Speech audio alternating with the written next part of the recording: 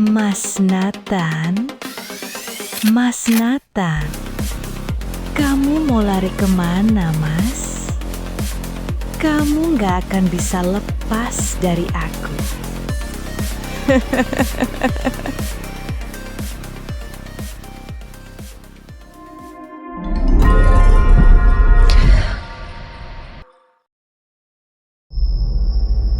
Hai Mas Nathan, masih ingat aku? Kania, aku minta maaf telah meninggalkanmu begitu saja. Aku terpaksa. Kamu masih ingat perkataanku di taman? Ya, Kania. Tapi sekarang aku sudah menikah. Lupakan aku, Kania. Kamu layak dapat yang lebih baik dari aku. Mudah sekali kamu ngomong gitu, Mas. Sebentar lagi, di tempat ini, kamu akan jatuh ke pelukanku. Apa maksudmu, Kania? Jangan. Kamu mau apa, Kania? Jangan lakukan ini. Aku ini sekarang kakak iparmu. Aku tidak peduli. Kamu hanya milikku, Mas. Selamanya.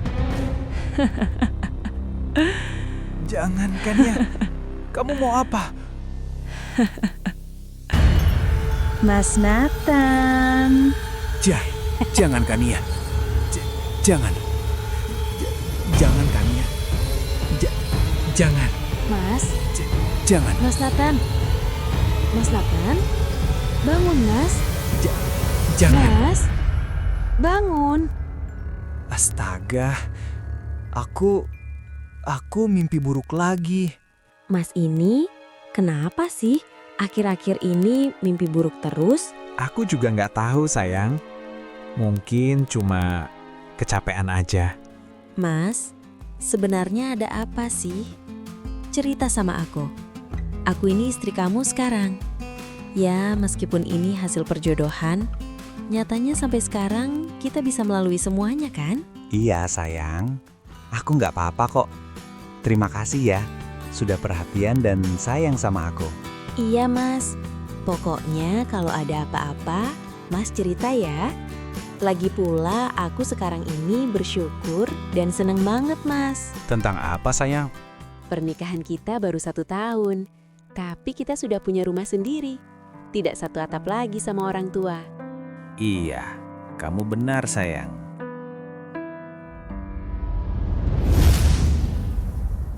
Setahun berlalu, Nathan mengira hidupnya akhirnya tenang. Pernikahan, rumah, dan rutinitas membuatnya lupa satu hal. Masa lalu yang ditinggalkan tanpa penjelasan tidak pernah benar-benar pergi.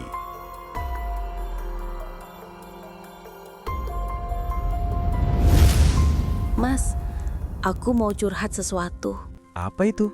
Serius amat kelihatannya? Sebenarnya, aku sudah bohong sama mama dan papa.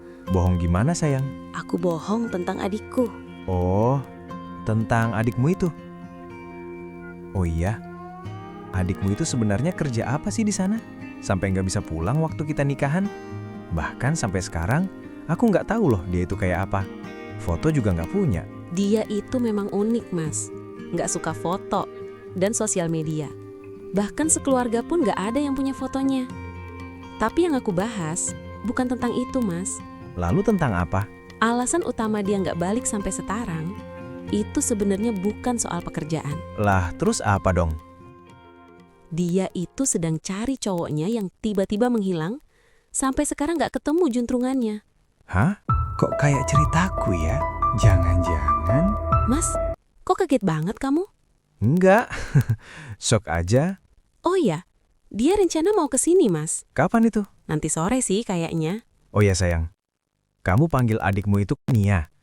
Nama panjangnya siapa sih sebenarnya? Nama panjangnya Kania. Nia, Kania. Kamu ini kenapa sih, Mas? Kalau ngomongin adikku, kamu selalu kayak orang gimana gitu. Enggak, aku...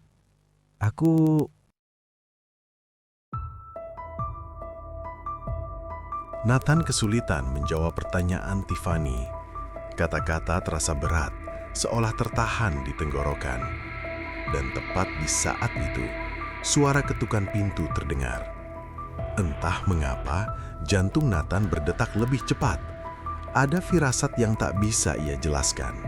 Seolah-olah di balik pintu itu ada sesuatu sedang menunggunya. Bukan untuk ditemui, melainkan untuk menghancurkannya. Permisi, Mbak, ini adik. Iya, Dek. Sebentar. Ayo, Mas. Aku kenalin sama adikku. Iya, baiklah. Hai, Dik. Apa kabar kamu? Kita lama sekali nggak jumpa ya. Kakak kangen banget sama kamu. Iya, Mbak. Nathan terkejut. Tubuhnya bergetar. Saat ia melihat perempuan yang selama ini hadir dalam mimpinya, kini berdiri nyata di dalam rumahnya sendiri, sebagai bagian dari hidup yang tak bisa ia hindari di hadapan istrinya. Dan di titik itu, Nathan sadar, pelariannya 1 tahun lalu tidak pernah benar-benar berhasil. Justru menyeretnya kembali ke titik awal yang jauh lebih fatal. Oh iya, Dik, kenalin. Ini suami aku, Mas Nathan. Jadi, selama ini aku menikah dengan kakak kandung Kania. Wah, ini kacau. Kacau. Hai, Mas. Aku Kania, adiknya Mbak Tiffany. Hai, aku Nathan. Mas Nathan, akhirnya kita bertemu lagi. Siap untuk kejutan selanjutnya?